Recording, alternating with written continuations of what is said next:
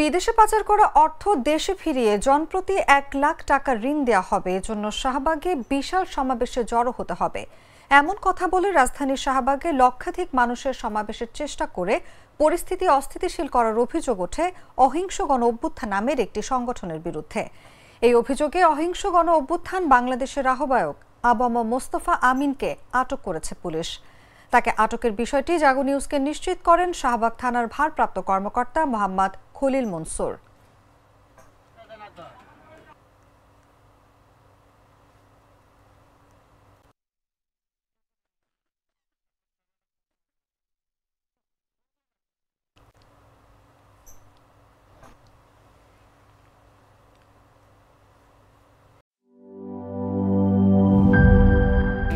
Sir, আমাদের নতুন product sixers. দেখতে তো ভালো, খেতেও ভালো। তুমি একটু বেশিই বলো। জানি স্যার, বিশ্বাস করবেন না, তাই সুপার স্লো মোশন ক্যামেরা নিয়ে এসেছি। দেখেন স্যার, চকলেট পিনাট ক্যারামেল ও নোগাটের দারুণ কম্বিনেশন এলো সিক্সার্স চকলেট কোটেড বার। পুরোটা এনার্জি।